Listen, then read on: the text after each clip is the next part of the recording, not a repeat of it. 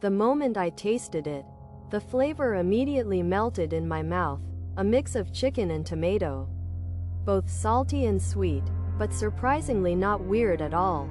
In fact, it was quite delicious. It really was tasty. Despite its average appearance, the flavor was just as irresistible as the system described. I quickly finished the meatball fruit in a few bites, resisting the urge to lick my fingers. I wiped them on the threads of the wooden hut. I discovered another new function of the wooden hut: cleanliness. The hut somehow helped with cleaning. After eating a meatball fruit, I felt full. One fruit was enough to last an entire day, and it was packed with nutrients. I placed the pickaxe and wooden stick on the wooden table and returned to the front of the hut, touching the meatball fruits one by one. There were too many fruits and I couldn't eat them all. I decided to take them to the trading post. Based on the production speed of the meatball vines, it seemed they could produce about 48 fruits a day. Day and night, I could use them to trade for many resources. It was getting dark, with the sound of the small axe's tentacles tapping against the ground. It returned. As the last wave of wood fell to the ground, I reached out to touch it. The backpack now contained 326 wood, 208 stone, 90 crystals, 13 delicious meatball fruits, and a permanent shelter pointer. I opened the shelter panel. The wooden hut was at level 2, but it couldn't be upgraded further for now. I didn't have enough materials to upgrade, and the system's backpack space was getting tight with all the items I had. I rubbed my chin, thinking of a solution but couldn't come up with anything. End of the day, I opened the door and signaled the small axe and small pickaxe to come inside. The two creatures immediately seemed energized and began to relax, their tentacles and spider legs moving more freely. I chuckled lightly, observing how reluctance to work seemed to be ingrained in the nature of all beings. Once inside, the small axe and small pickaxe immediately found spots to start dozing off. I glanced at the time. It was 4:57 p.m. The small axe really did have an uncanny sense of timing. I closed the window I had opened in the morning. Everything in this misty world seemed disconnected from me. I sat down on the hard wooden bed, feeling discomfort. I muttered to myself, I need to buy some clothes or something to cushion the bed. I opened the trading post. The prices for food and water were clearly increasing. I figured this was because many people had an abundance of wood and stone. But food and water were still scarce, especially for those without access to water resources. I didn't think the misty survival world would provide abundant resources to any specific group of people.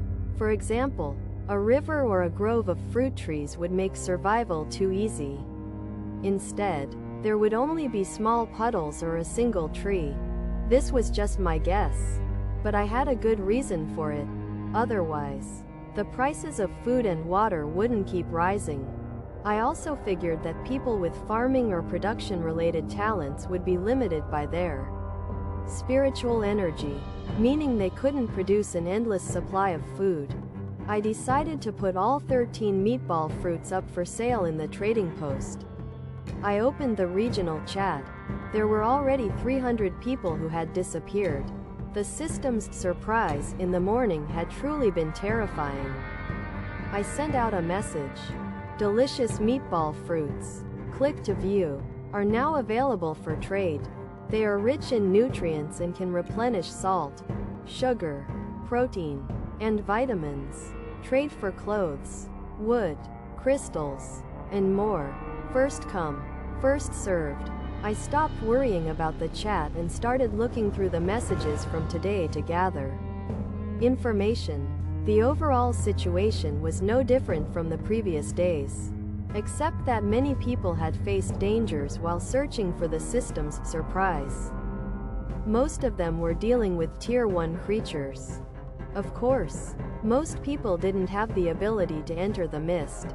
Otherwise, only 300 would have died. Some had mentioned that Tier 1 creatures could drop crystals, and upgrading the shelter to level 2 would require crystals. So they were currently the most valuable currency. No one was using crystals to trade for regular items. People with production or crafting talents had begun to exchange valuable items for crystals. Currently, only those with combat talents were capable of hunting monsters and beasts. I realized just how precious my crystal mine was. If others found out about it, they would surely covet it. After reading through the messages, I went back to where I had sent my trade offer. A bunch of people had already inquired about the price. I decided to sell the fruits, getting a mink fur coat, sweaters, hoodies, a pair of jeans, a digestive toilet, and 210 units of wood in exchange. There were offers for 1 crystal, but I didn't need crystals, so I didn't trade for them. I laid out all the clothes on the wooden bed. Instantly, the warmth and comfort levels went up a notch. I looked at the digestive toilet with a touch of nostalgia. I couldn't help but reflect on how I had managed these past few days.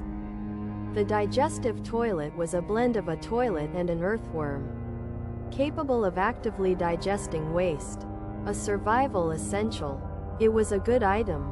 If it had a cleaning, skin drum effect, it would be even better.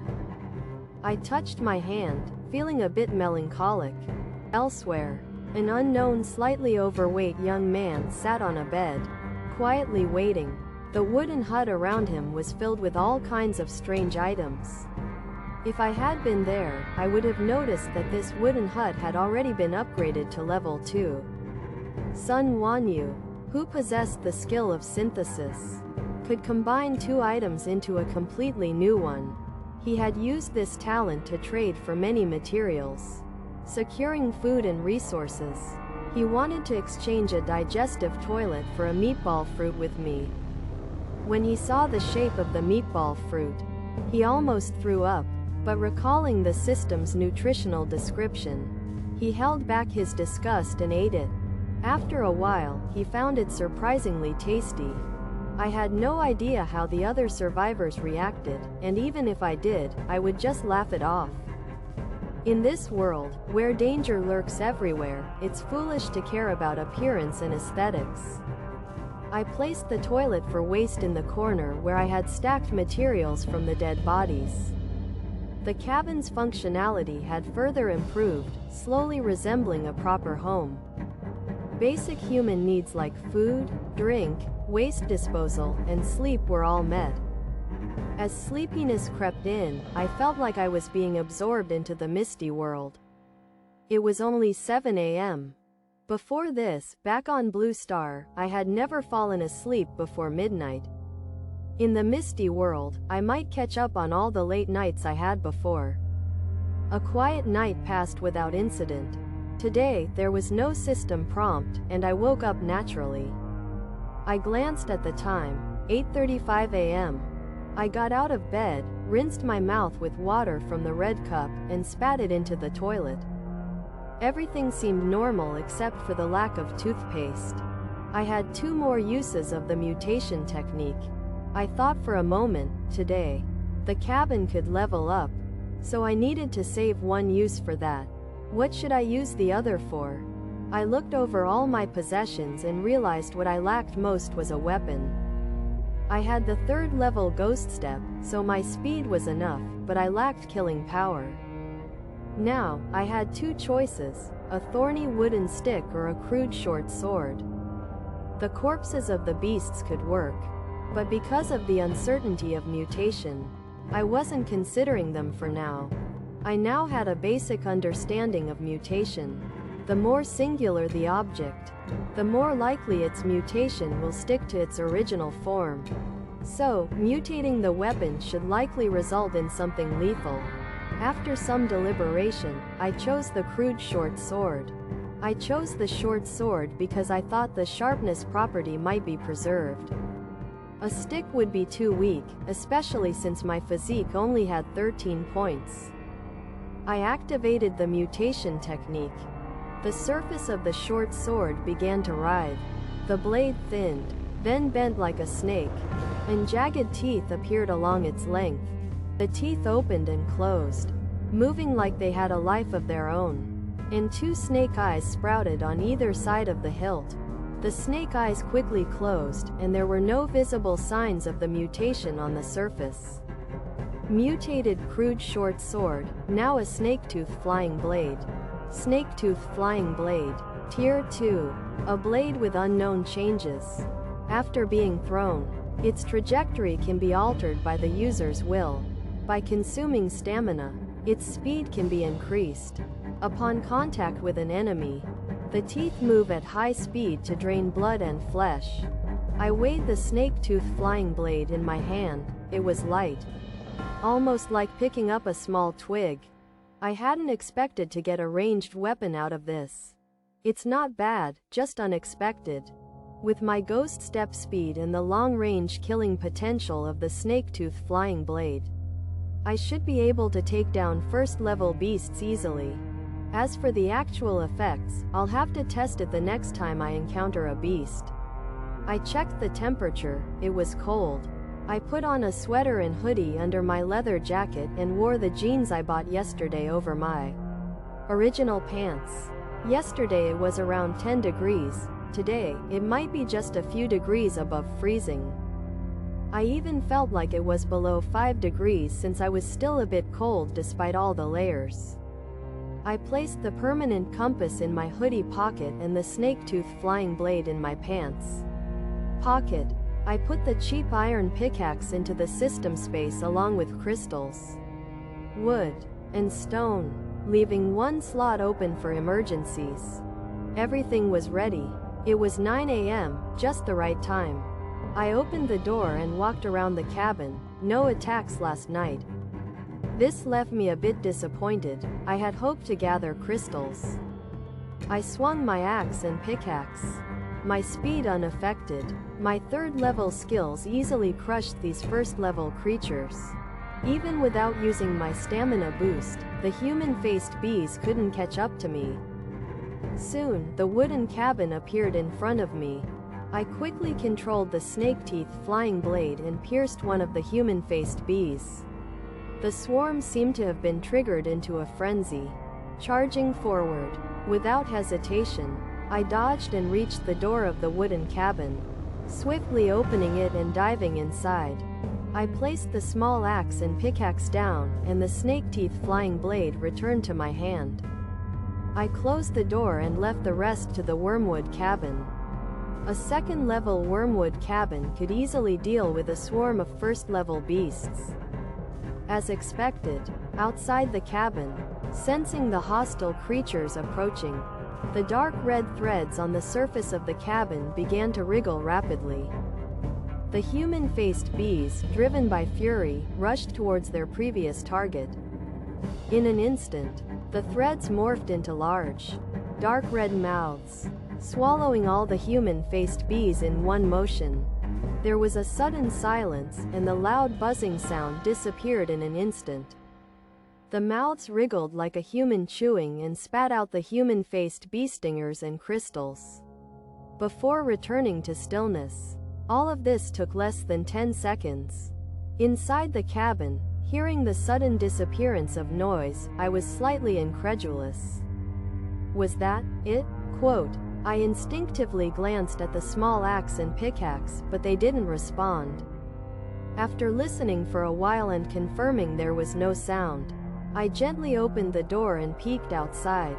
What I saw were piles of crystals and stingers near the wall. That's amazing. I clapped the wooden cabin, my face filled with joy.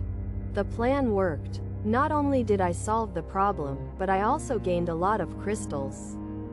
The human-faced bees turned out to be quite helpful.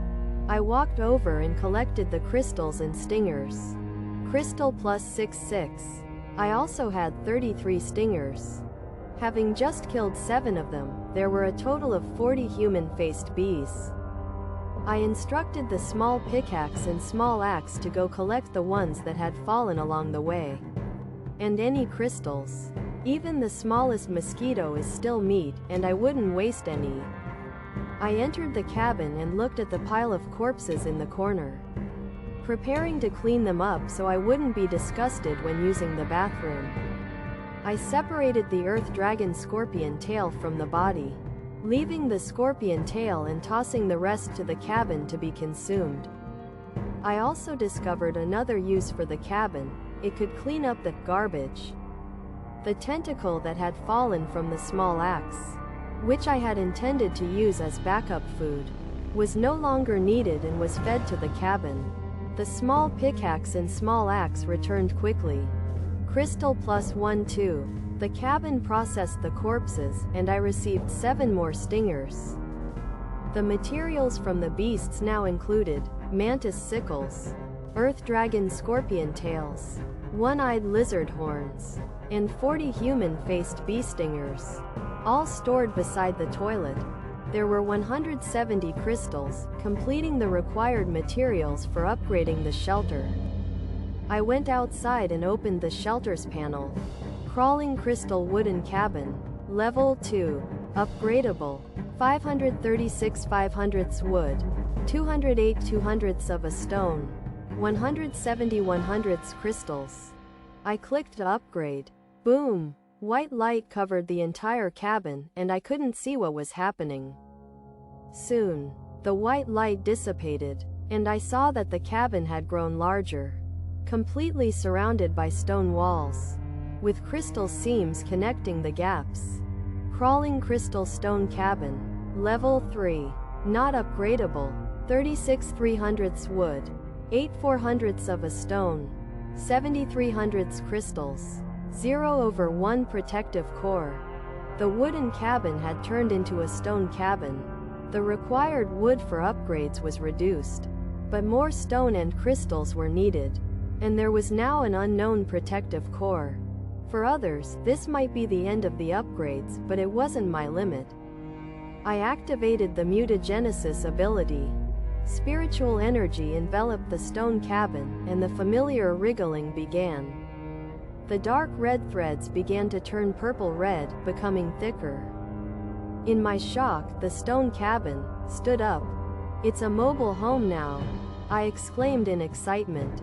I saw purple-red threads growing from the bottom of the stone cabin, slowly lifting it off the ground and moving towards me. Mutating crawling crystal stone cabin, now crawling crystal stone house. Crawling crystal stone house, level 4, not upgradable, 36 300ths wood, 8 400ths of a stone, 70 300ths crystals, 0/1 protective core. A huge upgrade. I couldn't stop smiling. I immediately commanded the stone house to crawl towards the crystal mine, eager to check out the internal changes. The meatball fruit vine had already extended its roots, waiting for the stone house to stop so it could anchor itself. Entering the house, I felt a sudden clarity. The house wasn't entirely stone. The interior walls were wooden. The floor was stone, not muddy dirt. The interior was divided into several areas, about 100 square meters, with a height of 5 meters. It was furnished with many new items, which I began inspecting one by one.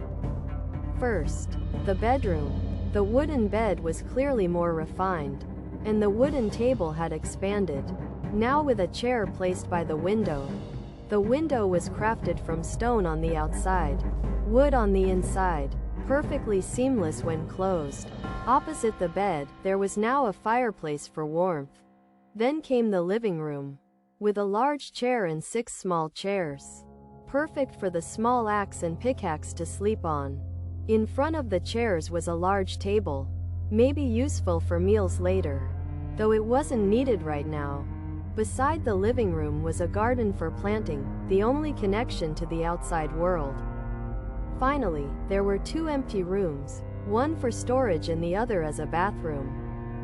The small axe and pickaxe seemed curious too, wandering around the new house. I immediately felt displeased. I was the boss, I could slack off, but my workers couldn't. "You two, go work at the crystal mine. You can't do less than yesterday's work." Hearing my order, the two workers immediately snapped into action and left quickly. I felt like a heartless capitalist. I slapped myself lightly. I'm truly terrible. But soon, I pushed the thought aside and started tidying up the house. First, I moved the red tentacle cup and meatball fruit vine into the garden in the living room. The strange oil lamp was still on the bedroom table, with an empty chest beneath it acting as a storage cabinet for the thornwood staff and inferior iron pickaxe.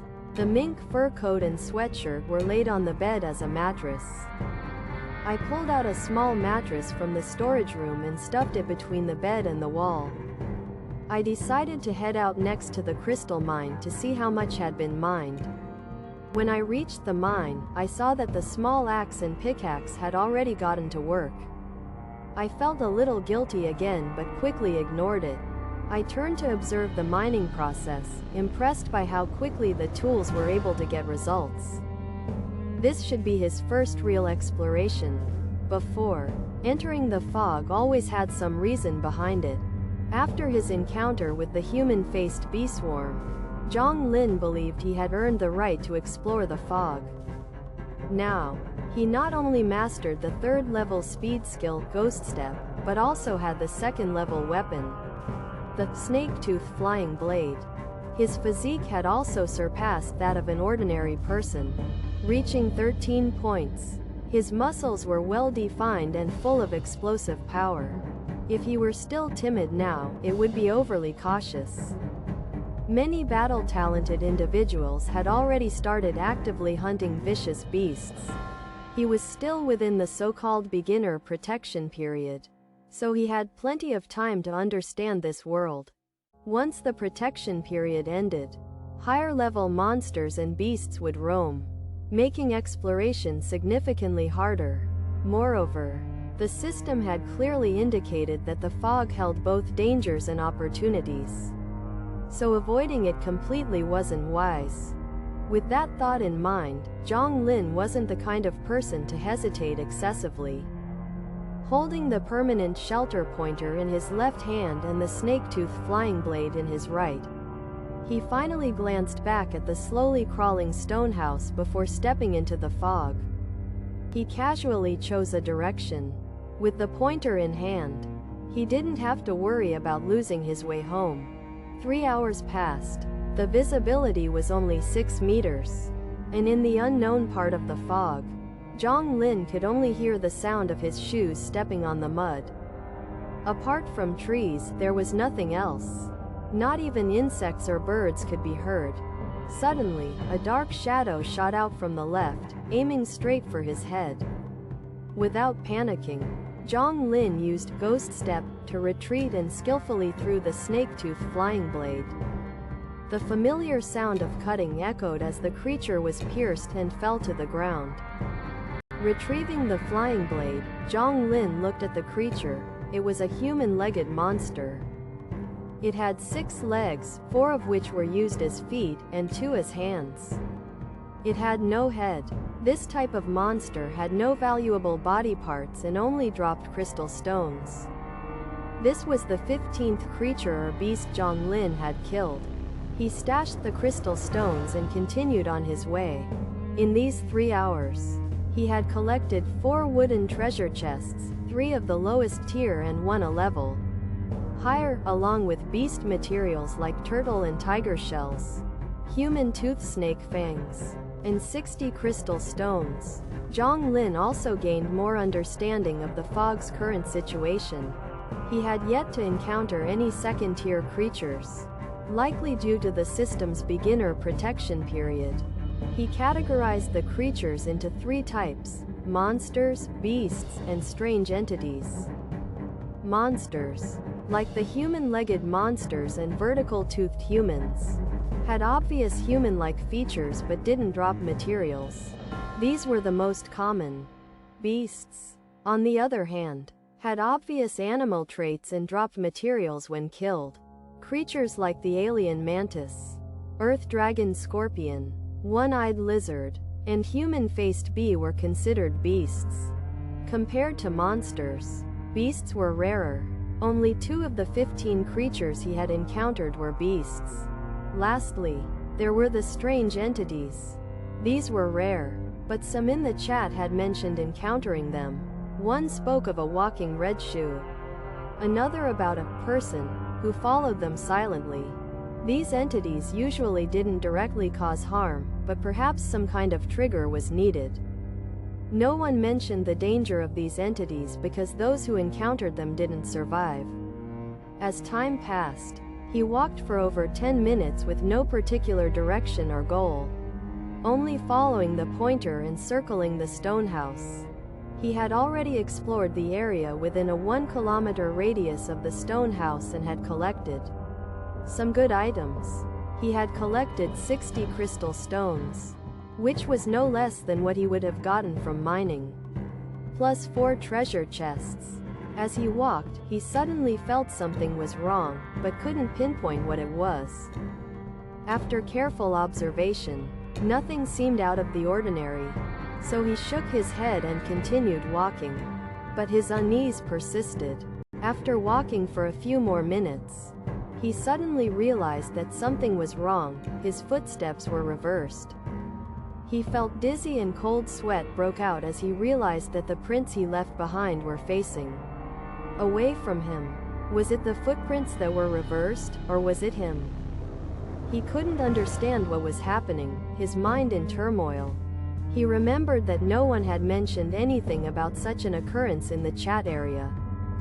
He also recalled his suspicions about the strange entities and wondered if a trigger was needed to activate the danger. He was now trapped in this strange, inexplicable situation and wondered if he was destined to become another silent casualty.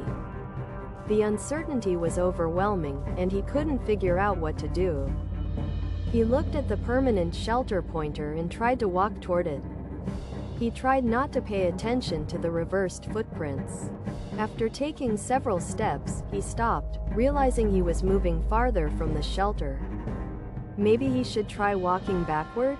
As he attempted to walk backward, the footprints still reversed, moving him farther from the shelter. In frustration, he retraced his steps again, but the same thing happened. The crisis intensified, and it felt like something fatal was approaching. He took a deep breath and forced himself to calm down. He tried walking away from the shelter again, but the result was the same. The pointer was always guiding him further from the shelter. Desperate, he stopped and reconsidered the situation from a new perspective. He realized that the issue wasn't the direction, but his own perception.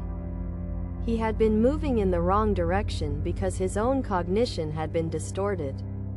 The key to solving this situation was to stop following the pointer and focus on his own path. He carefully followed his footsteps, ignoring the pointer for a while. Eventually, he got closer to the shelter, and the strategy seemed to be working. After half an hour, he finally saw the stone house. At this moment, he truly felt the stone house was warm and safe. He sat in front of the stone house, feeling the slow movement of the house and letting out a long sigh. Sweat had long dried, then become wet again, drying and wetting repeatedly. He almost thought he would die, but he had managed to keep calm and find a solution. Now it was 4 p.m. and if he didn't return in an hour, he would have to spend the night in the fog, not knowing what would happen. It was only when he thought of the pointer and the direction it gave that he realized the issue was with his own cognition. It was his own cognition that had been reversed. The pointer had guided him to a safe path after all. Why was it said that he went the wrong way? It was because of the footprints. He had been thinking in the wrong direction from the start. In fact, it wasn't the footprints that were reversed, but his perception. The direction of the footprints was actually the direction he truly wanted to go. Why was it the true direction? Because he had another layer of perception that had been strangely distorted. Let's call the two layers fundamental perception and surface perception. Once his surface perception decided on a direction, he would inevitably move along the distorted direction. This is why no matter which way he walked with the pointer, he would always move further from the shelter.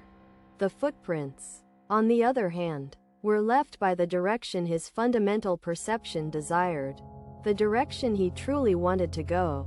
That's why the footprints always seemed reversed. It wasn't the footprints that were reversed, but his surface perception. So, after deciding on the direction to the shelter, Zhang Lin put away the pointer and walked in the opposite direction of the footprints. He no longer followed the shelter pointer but kept switching directions after his perception had twisted. As long as the footprints pointed the other way, he would walk in that direction, knowing it would lead him toward his true path. In the end, it turned out he was right. Had he kept following the pointer, he would have fallen into a strange trap, a dead end created by his surface perception. He would have moved farther away from the shelter until the real deadly danger arrived. Strange things are really hard to deal with. Wiping his already dry forehead, Zhang Lin sighed in earnest. He began to admire those who had survived encounters with strange forces. Surviving such situations must require something special. Either they had immense talent or they possessed extraordinary judgment. This time, his luck was good, as he found a loophole in the strange forces before nightfall. It was fortunate that he had enough time. If this had happened on the way back to the shelter, it would have cost him half an hour. No one knows what the mist after dark is like. At least for now. No one had mentioned it in the regional chat, or perhaps the ones who knew had already died. Thinking about it sends chills down his spine. With this experience, Zhang Lin wasn't planning to explore the mist again today. The stone house was almost at the crystal mine's location, where he could gather materials with his small axe and small pickaxe. He planned to open some treasure chests to soothe his startled mind. He took out 4 treasure chests. Wooden treasure chest. Random items. First tier 75% chance. Second tier 25% chance. This one was a higher tier 1, while the other 3 had a 95% chance for first tier items. He started with the 3 lower tier chests to practice. Zhang Lin muttered softly, "Sacrifice 20 years of troubles, open." Quote. He quickly opened the 3 chests. White light flashed, not very intense. Zhang Lin felt a little disappointed. 2 chests contained 2 items each, and 1 contained 3. Rough flashlight. First tier. Can illuminate 20 meters of mist. A must-have for traveling. No more face slaps. Positioning beacon set. A watch with 10 beacons. Place beacons and track your location on the watch. Essential for mist exploration. Toilet paper manufacturing scroll. 0/1 wood. You might really need this. Bathtub manufacturing blueprint. One-time blueprint. With a smell that even fierce beasts can't handle. Guess you'll like it. Backpack expansion scroll. Adds 5 slots to the system backpack. Rough iron axe. First tier, can gather forest resources, it's really rough. Windproof lighter. Has some lighting ability, but most people will use it to start a fire. 7 items in total, all practical. None were second tier, as expected from the lowest tier treasure chests. Turning his attention to the more advanced wooden treasure chest, Zhang Lin rubbed his hands together. Sacrifice 40 years of pain, open. Quote. A stronger white light appeared. Excellent. At least a second tier item. Healing potion manufacturing scroll. Second tier. Can heal minor injuries or diseases. The most popular item in the mist world. Soft large bed manufacturing blueprint. One-time blueprint. High quality sleep is necessary. Equipped with a Simmons mattress and a cotton duvet set. Looking at the items from the chest, Zhang Lin scratched his head. Could it be that the earlier sacrifice wasn't enough? Manufacturing scrolls are absolutely rare. And in the survival world, they are the most valuable items. This time, he had a good haul. Zhang Lin began organizing the items. The 4 empty chests would go into storage for materials. He used the bathtub blueprint in the bathroom. The blueprint turned into white light and disappeared, and a large bathtub appeared out of nowhere. No water for now, I'll leave it for now. Thinking about the production rate of the red tentacle cup, he abandoned the idea of bathing. The temperature was too low, and it could lead to a cold. He opened the toilet paper manufacturing scroll and casually used one piece of wood to create a large roll of toilet paper. Placing it next to the toilet, Zhang Lin thought selling toilet paper might be a good idea. It would probably be popular among female survivors. Then he went to the bedroom and moved the small wooden bed to the living room, replacing it with the soft, large bed. The 2-meter-wide large bed appeared, complete with a 3-piece duvet set. Zhang Lin touched it and confirmed that the Simmons mattress was indeed very soft. No more enduring the hard wooden boards. He used the backpack expansion scroll, increasing his system backpack by 5 slots, which was now sufficient. He wore the positioning watch and placed the 2 scrolls and the rough iron axe into the chest. Under the wooden table, other useful items were placed in the system backpack or carried on him. The chapter isn't over yet. Click the next page to continue reading. Perfect. Though his combat power didn't increase, he gained many useful tools. With the positioning beacon, he can place beacons in every direction from the shelter to know which areas he has explored. The rough flashlight increases tolerance, and the 20-meter range is enough for him to react. The lighter's function goes without saying. It's just that the materials for the healing potion left him puzzled.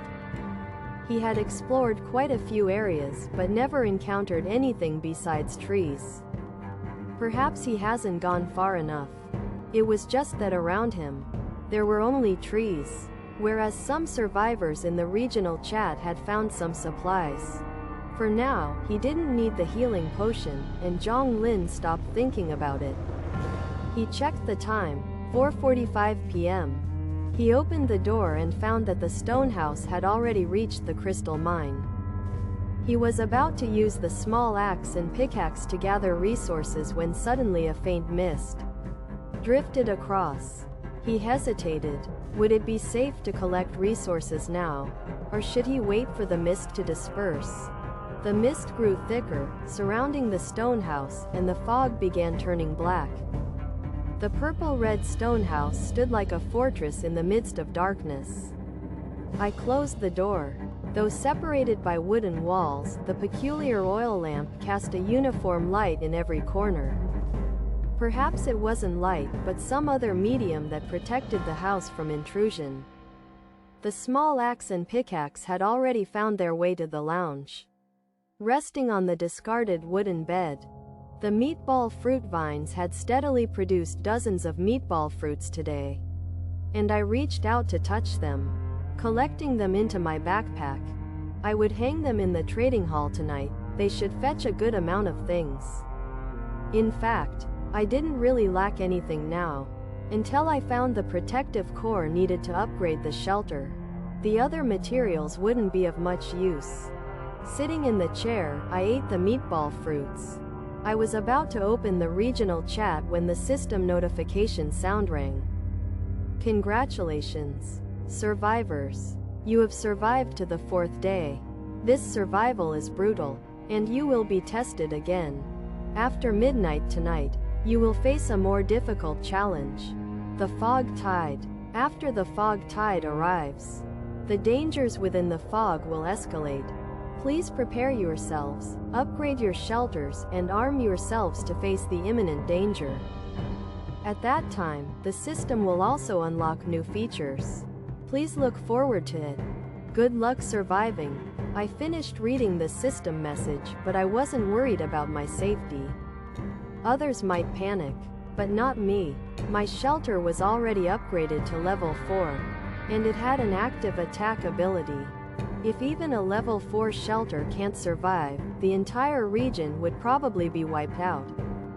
What I cared about more was the new features the system would unlock and the possibility of encountering level 2 or even 3 creatures after the fog upgrades.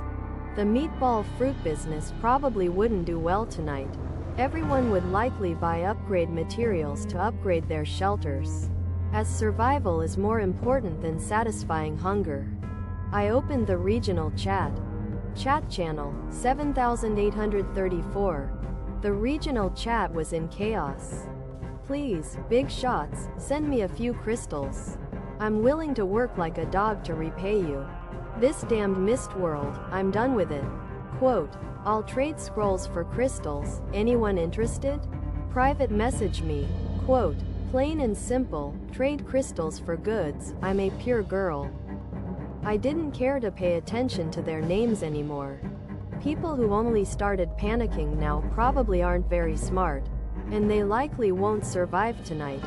Normal people would have known by now the importance of upgrading their shelter to level 2. At the very least, they would have paid attention to the regional chat for that information. Looks like tonight will be a big selection, I muttered. I estimated that the death toll tonight could exceed 2,000. I closed the regional chat and opened the trading hall, listing all the remaining meatball fruits. Delicious meatball fruits for trade, items, clothes, crystals, stones. I quickly scanned the trading hall for items, but there was still nothing of value to me. It was understandable, though. Those who had valuable items must have extraordinary abilities and didn't need to trade for basic materials. Their needs would be much less, and they would likely be like me, mostly acting as suppliers.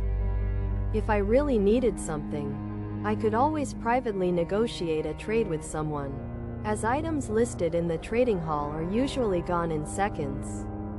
Just in case, I decided not to sleep, but to wait until midnight when the fog tide arrives. 1. To prevent any changes in the fog that might threaten my safety. And 2. To see what new features the system would unlock. Bored, I opened my personal panel and was surprised to find changes. Name, Zhang Lin. Talent, Mutation Technique, Unique. Skill, Phantom Step, Level 3. Constitution, 13. Intelligence, 20. Stamina, 23 100ths. Mana, 50 100ths. Overall rating, Level 1. My mana had recovered to half, and my stamina was still quite low. I didn't plan to rely on these stats, so I closed the panel again and leaned back in my chair. Having used up all the altered mutation abilities for the day, I had nothing left to do. I opened the trading hall to see how the sale of meatball fruits was going. There were a lot of messages, and I casually glanced through a few. Meatball bro, do you need wood? I'm running low on stones. Meatball bro, can you lend me a fruit? I'll return it tomorrow after mining stones. Meatball bro, do you want to trade a private picture of me for a fruit? Quote, I didn't know when I had earned this strange nickname. The corner of my mouth twitched with helplessness.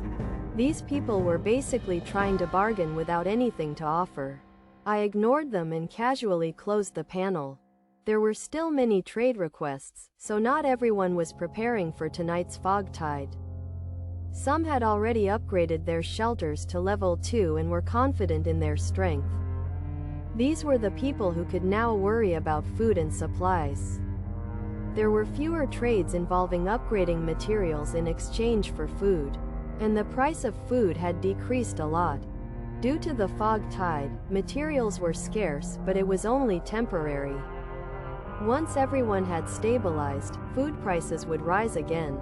I had no intention of holding onto my stock for higher prices. I didn't have the time to monitor market changes.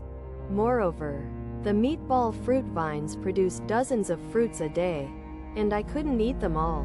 I wanted to do this business long-term, so there was no need to stop selling for a little profit. I'll just treat it like charity.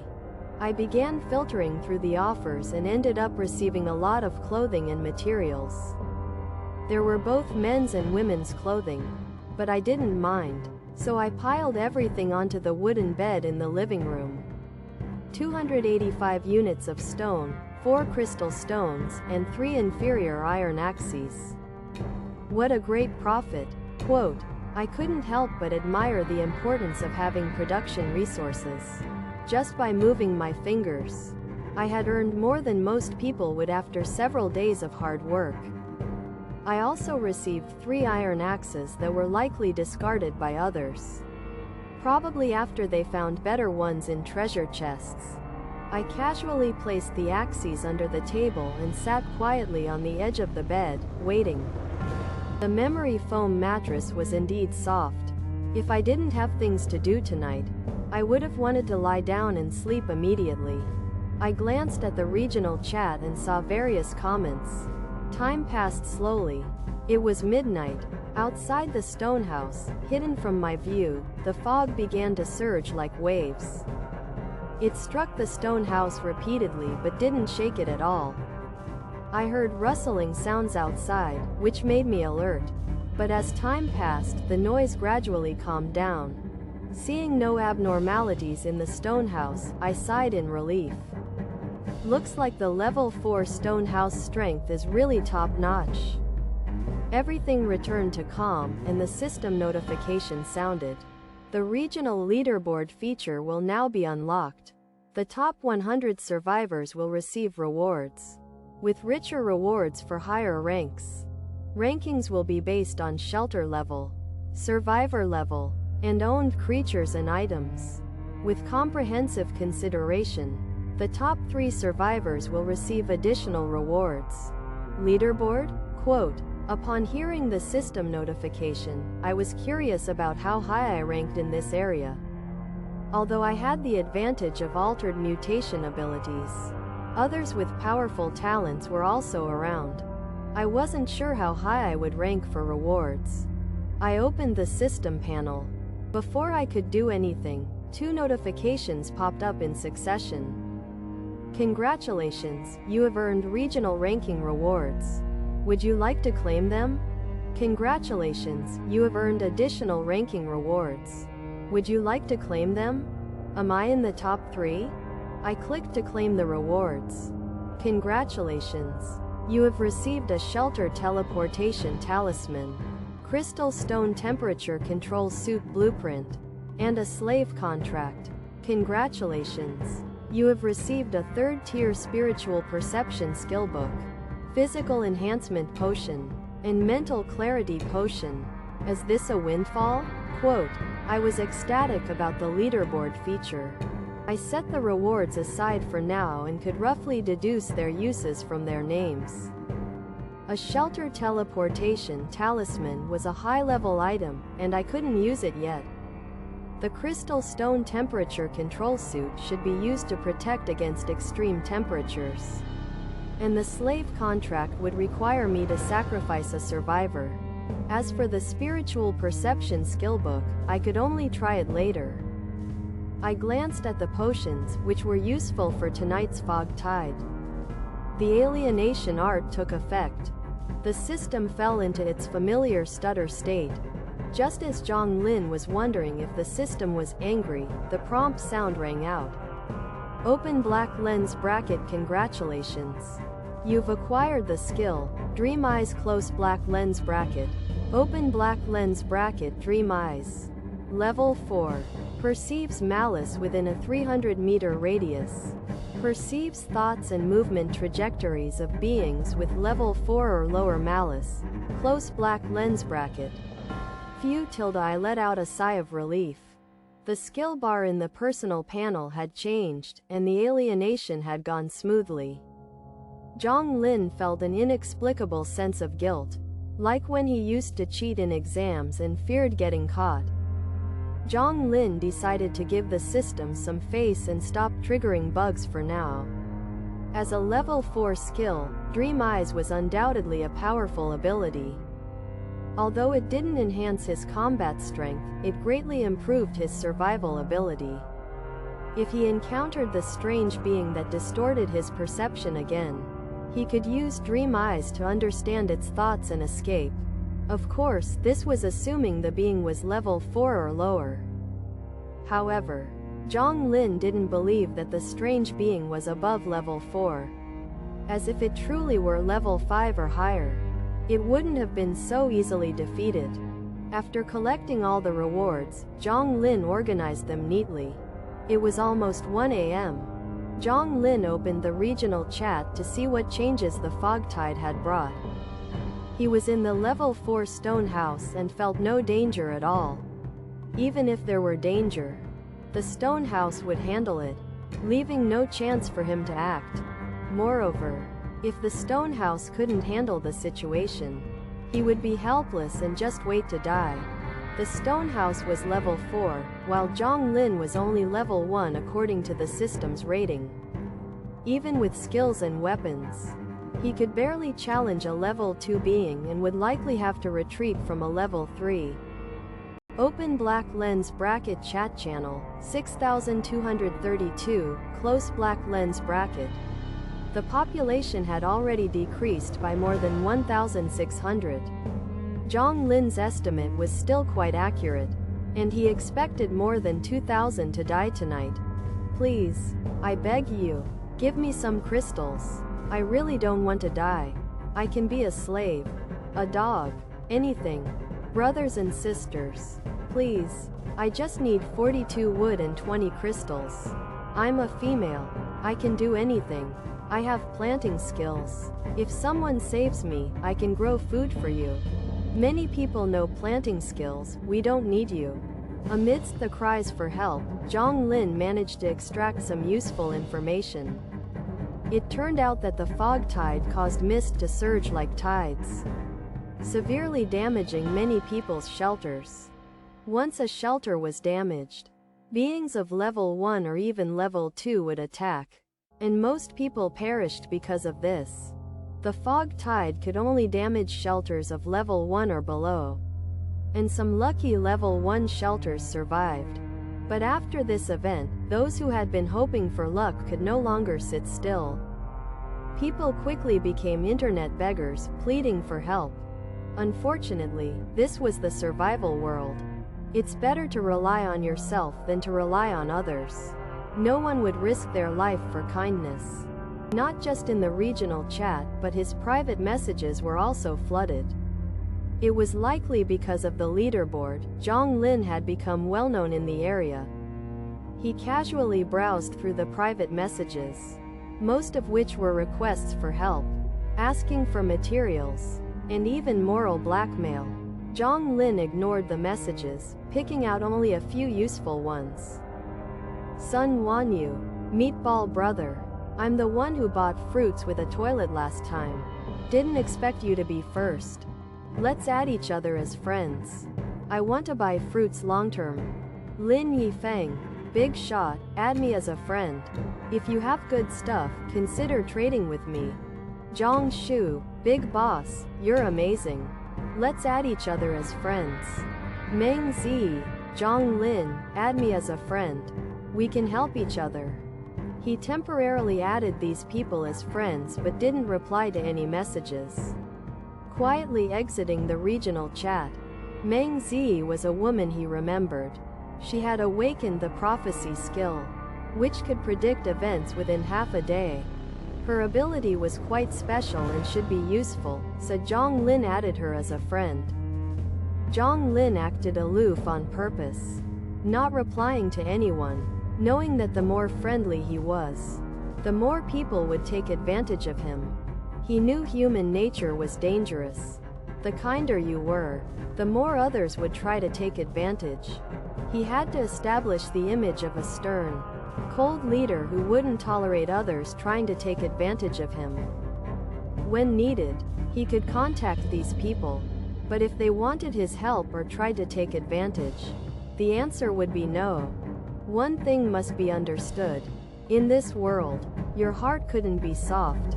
No one would help you out of kindness. I felt a sticky sensation.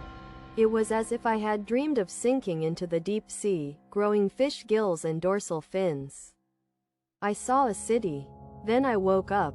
What greeted my eyes were red, sticky tentacles and white mucus covering my face. Damn, little axe. Quote, I felt like my handsome face had been soiled. I caught Little Axe and gave it a few slaps. Unfortunately, Little Axe thought I was playing with it, happily waving its tentacles. Helpless, I washed my face with some water from a tentacle cup and gargled. I glanced at the time. It was 9:15. It turned out Little Axe was here to wake me up, which made me feel a little embarrassed. I hadn't woken up on time, and I thought Little Axe had played a prank on me. I'm such a fool. Quote, I lightly slapped myself as a form of punishment. As the boss, I should set an example and start work on time. I looked over at the hall, and Little Pickaxe was already standing at attention, waiting for orders. What hard workers. Go to work, I waved my hand, and the two little ones quickly ran out. The stone house had already been moved to the crystal mine, where Little Axe and Little Pickaxe could gather materials right at the door. So it shouldn't be too dangerous. I wasn't planning to gather materials. I had to search for clues about the protection core. To improve efficiency, I planned to use my last mutation for today.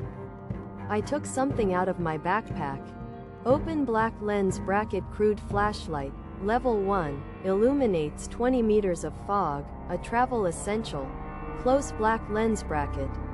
Right, since it's an exploration, visibility is crucial. The mutated crude flashlight would definitely be a huge help. Otherwise, with the fog's 6-meter visibility, how long would it take to find my way? Mutation skill activated. The flashlight started to squirm and transform, eventually turning into a black collar with a red eye patterned ring. Open black lens bracket mutated crude flashlight, now a fog dispelling collar close black lens bracket. Open black lens bracket fog dispelling collar. Level 2. Dispels fog in a 30-meter radius. If it gets stronger, the fog world might need a new name. Close black lens bracket. The effect was as powerful as always. With the fog dispelling collar, my speed in exploring the fog would increase many times. I put on the collar, but it felt like I was engaging in some weird play. I shook my head, trying to rid myself of the odd thought. After checking my equipment and confirming everything was fine, I stepped out of the stone house. The cold wind hit me. Everything was covered in white. Had it snowed? I checked the temperature display on my belt. It was -5 degrees. The temperature had dropped too quickly. Now that I had a temperature-controlled suit, I no longer needed those clothes from trades. I was planning to sell some for supplies. It would only get colder, so I should make a good profit from it. But that was just a minor matter, not worth worrying about, so I didn't think much of it. The fog was dispelled 30 meters away by the fog dispelling collar, giving me a refreshing sense of openness. In fact, 30 meters wasn't very far. The human limit for visibility can reach tens of kilometers, and we can see objects clearly within 50 meters. Compared to Blue Star, 30 meters was considered a very confined visibility range. But after being accustomed to a 10-meter visibility range, the sudden jump to 30 meters still felt a bit strange. Everything ready, I randomly chose a direction and started walking quickly. The eerie potion had boosted my thinking speed, so I didn't have to worry about danger catching me off guard. Along with the passive skill from the Dream Eye and various life-saving methods. As long as I didn't encounter an overly powerful 5th-level creature, I should be able to protect myself. I encountered many fierce beasts and disgusting monsters along the way, but I easily killed them with snake teeth flying blades and collected crystals. Most of the creatures were monsters, with few fierce beasts. First-level creatures were just moving crystal mines to me now. I walked about 4 kilometers in this direction and had already gathered 3 wooden treasure chests. and several fierce beast materials. Notably, I encountered the mutated mantis I had exchanged an arm with Little Axe before. It generously contributed another mantis scythe. I hadn't expected the mutated mantis to be so cowardly, running so far only to still encounter me. The system backpack was already full, so I had to store many lightweight items in the various pockets of my temperature-controlled suit. After walking about another kilometer, I finally encountered something I couldn't handle. A massive creature, like a small mountain, was lying on the ground. Its overall shape resembled a bat, but with a sheep-headed brain, bird-clawed feet covered in scales, and a snake tail. I estimated it was about 3 meters tall when standing, and about 6 meters long. It was napping. Open black lens bracket black ram. 4th level fierce beast. A race of old gods followers. Its body parts can all be used to attack. Perhaps you shouldn't provoke it. It's about to wake up. Close black lens bracket. I felt my scalp tingle after reading the description. Using my eerie steps, I ran a few hundred meters back in the direction I came from before stopping. Old gods followers? 4th level? I couldn't believe I was unlucky enough to run into a 4th level creature without encountering any 2nd or 3rd level creatures. This world even has gods? I quietly reminded myself, I can't be too flashy. If that 4th level creature hadn't been napping, I really wasn't sure if my eerie steps could outrun its flying speed. I had originally thought that the Fog Tide's fog upgrade would only involve creatures below the 4th level, but it seems I was wrong. My thinking had been too conservative. I found a tree and buried a locator beacon beneath it, marking this direction as a temporary no-go zone. I could try bringing the stone house over, but it would take 8 days, and it would be too late by then. Moreover, I couldn't risk the stone house. Being the same 4th level, I couldn't predict the difference in battle power. At this point, thinking too much is useless. Changing directions. I decided I would at least explore 2 main directions before returning to the crystal mine. The danger of the fog world is still much greater than I imagined. The lower half of the newbie package in the fog world even has a 1st level monster guarding it. I really can't believe that finding a free treasure chest happened to me. It's an advanced stone treasure chest, higher than the 2 wooden ones, which guarantees a level 2 item, and possibly even level 3. But soon, I calmed down. I touched the stone texture of the chest, feeling uneasy. Maybe there's a creature guarding it, but that creature might have encountered an accident. I didn't say the second part, but given the situation, that's the only explanation. To guard a stone chest, the creature must be level 2. What could have happened to it? Dead? Or captured? I couldn't know. The situation was unclear, and the wind was strong. This is how I survive. I quickened my pace to return home. I even used the trick step to hasten my pace, driven by unease in my heart. The trick step doesn't directly consume stamina but increases stamina depletion. Normally, I would carefully monitor my stamina usage, but today I still have 45 points left.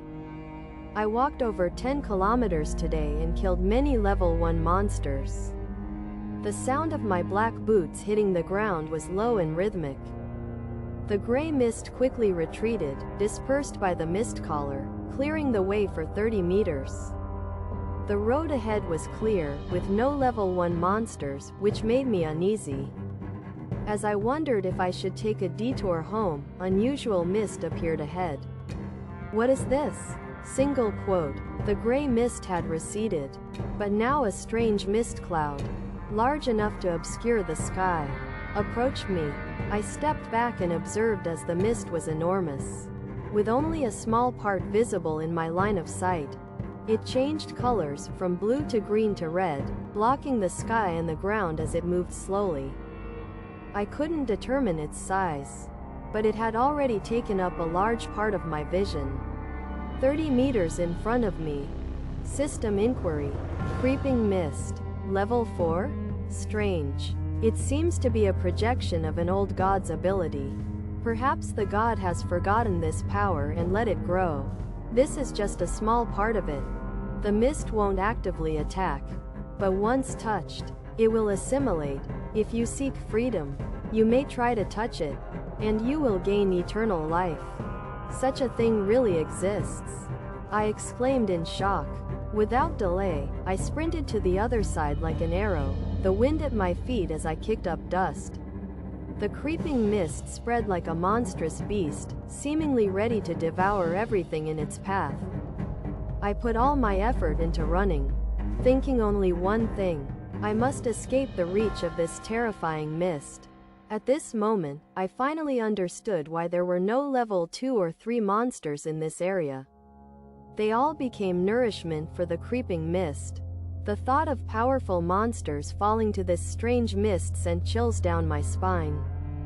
The level 1 monsters didn't seem to change in number because there were so many of them. Maybe the fog world replenishes monsters over time, but higher level creatures take longer to regenerate. This strange mist is beyond imagination. This mist is only a projection of a forgotten ability of an old god. And it's just a small part of it. I can't imagine how powerful that old god must be. It's not something I can even approach right now. Luckily, based on its direction, the creeping mist is moving away from my shelter. Its movement is slow, which gave me a bit of relief.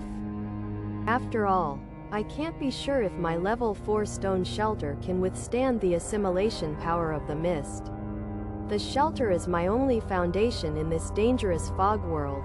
Without it, I can't imagine how I would survive. Every night, the black mist spreads, hiding terrible dangers. No one has ever survived the night without relying on a shelter. After running for what felt like forever, I could finally no longer see the strange mist in the distance. Phew! I wiped the sweat off my forehead.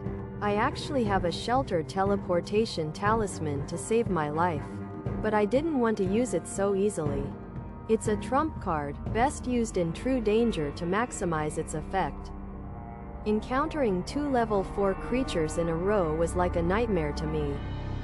I silently lamented, thinking today was my unlucky day. Maybe all my luck went into opening the treasure chest today? Single quote. I sighed helplessly, scratching my messy hair, trying to find some humor in the situation. Looking at the time, it was 4:20. The mist had delayed me a lot, but I was almost home. I continued on my way. My stamina was almost drained, and my body felt heavy. Maybe it was the mist's influence. But I didn't encounter many monsters along the way. Only a few level 1 ones that I quickly killed for stones. I hadn't finished the chapter. Please click the next page to continue reading the exciting content. With dream eyes, any monsters showing hostility would meet my snake-tooth blades. Now, I'm just a walking level 1 monster harvesting machine. It's worth mentioning that I found another stone treasure chest. At this rate, if I didn't need to return to the shelter, I would follow the mist and keep picking up treasure chests.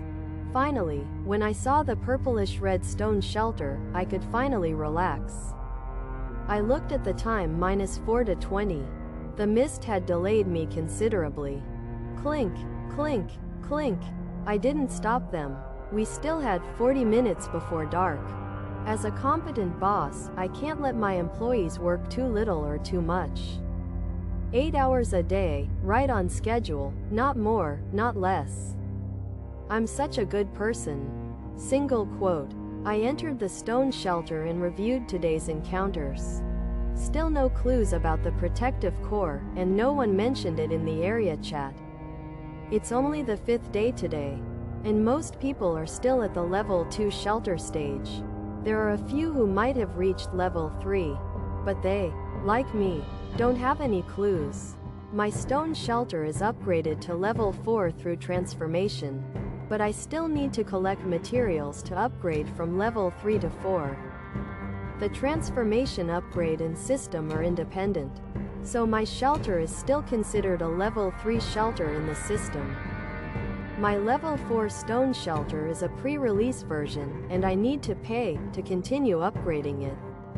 Let's put the shelter matter aside for now. During the newbie protection period, a level 4 shelter is more than enough. On the bright side, today was fruitful. I got more than 60 materials today and harvested a decent amount of stones. Finally, my fatigue reached its peak and I collapsed onto the stone bed. It was a hard day's work. Tomorrow, I might run into more challenges. And that wraps up today's video. I hope you found it entertaining. If you enjoyed it, don't forget to give it a thumbs up and share it with your friends. I'd love to hear your thoughts. So leave a comment down below and let me know which genre of stories you would like to watch in the next videos. If you haven't subscribed yet, make sure to click that subscribe button and ring the bell so you don't miss any future videos. Thanks so much for watching, and I'll see you in the next video. Stay awesome, everyone.